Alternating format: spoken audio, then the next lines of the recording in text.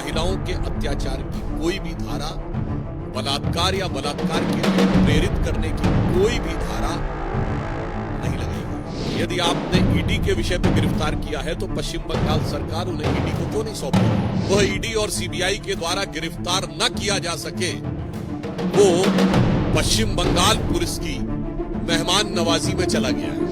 कैमरे के सामने उसका इतना जलवा दिख रहा है तो जेल में वो किस जलाल के साथ रह रहा होगा या रहेगा, इसका हमें सहज अनुमान लगाया जा सकता है। लगभग अब तक 56 दिन तक गायब रहने के बाद अचानक शाहजहां शेख की गिरफ्तारी हो गई।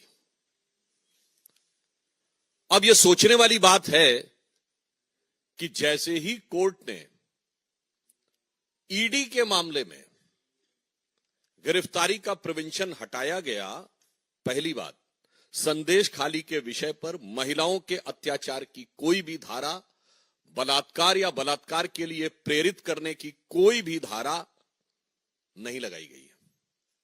दूसरी बात, यह भी बहुत साफ हो गया कि जो पश्चिम बंगाल सरकार स्टैंड ले रही थी कि गिरफ्तारी पर रोक है, उसका संदेश खाली के गुनाहों से कोई लेना देना नहीं था।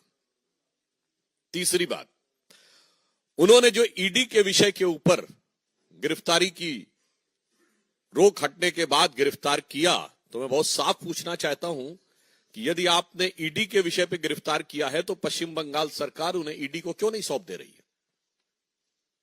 मतलब बहुत साफ है कि अभी तक इस बात को पूरे संदेह के साथ कहा जा सकता है, बल्कि पुख्ता संदेह के साथ कहा जा सकता है कि शाहजहां शेख महफूज ठिकाने पर ममता सरकार की दामने रहमत में कहीं पर महफूज था और अब उसे दोबारा हिफाजत देने के लिए, ताकि वह ईडी और सीबीआई के द्वारा गिरफ्तार न किया जा सके, वो पश्चिम बंगाल पुलिस की मेहमान नवाजी में चला गया है।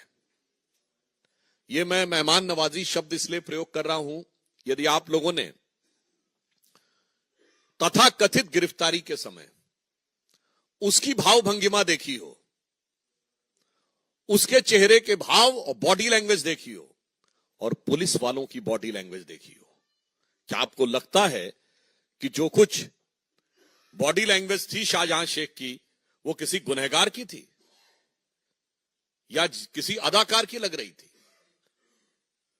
जिस स्टाइल से वो चल रहा है और जिस ढंग से पुलिस वाले उसके पीछे चल रहे हैं, तो ऐसा प्रतीत होता है कि जैसे पुराने जमाने में कहा जाता था ना कि बा अदब बा मुलायजा होशियार शाहजहां साहब जलवा अफरोज हो रहे हैं। कहीं से नहीं लग रहा था कि बेबसी जरा भी उसके चेहरे पे है, खौफ जरा भी उसके चेहरे पे है, गिरफ्तारी का कोई भाव उसके चेहरे पे है। ऐसा लग रहा था कि वो बाकायदा जलवा अफरोज हो रहे हैं। और उससे भी बड़ी बात, कभी पुलिस गिरफ्तार करती है तो आपने देखा है कि वो पुलिस आगे चलती है कि गिरफ्तार किया हुआ व्यक्ति आगे चलता है? पुलिस आगे चलती है। यहां तो ऐसा लग रहा था पुलिस एस्कॉर्ट कर रही है, क्योंकि शाहजहां शेख जिस धमक के साथ आगे चल रहा था और पुलिस वाले जिस ढंग से कंधे झुकाए हुए पीछे चल रहे थे, यह मैं इसलिए कह रहा हूं, यह संदेश खाली का संदेश पूरे भारत के लिए और पूरे समाज के लिए बहुत साफ है। उससे बड़ी आपत्ति हमारा साफ साफ पूछना यह है कि जिसको ममता जी ने फ्लोर ऑफ द हाउस पे डिफेंड किया,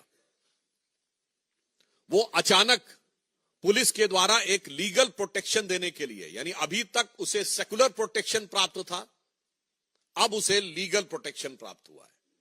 हम बहुत स्पष्ट रूप से पूछना चाहते हैं कि तृणमूल कांग्रेस और इंडी गठबंधन दोनों जवाब दें कि शाहजहां शेख जो विक्ट्री साइन दिखा रहा था, इसका क्या मतलब है? किस बात की विक्ट्री?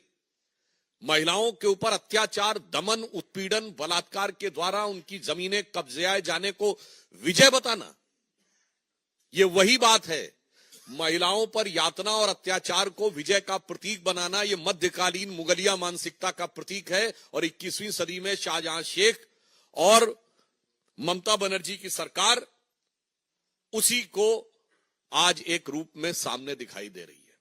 इसलिए हम बहुत स्पष्ट रूप से पूछना चाहते हैं कि टेक्निकल सवाल हमारा यह है कि यदि ईडी के हमले के लिए पुलिस ने गिरफ्तार किया है तो ईडी को हैंडओवर क्यों नहीं कर रहे हैं।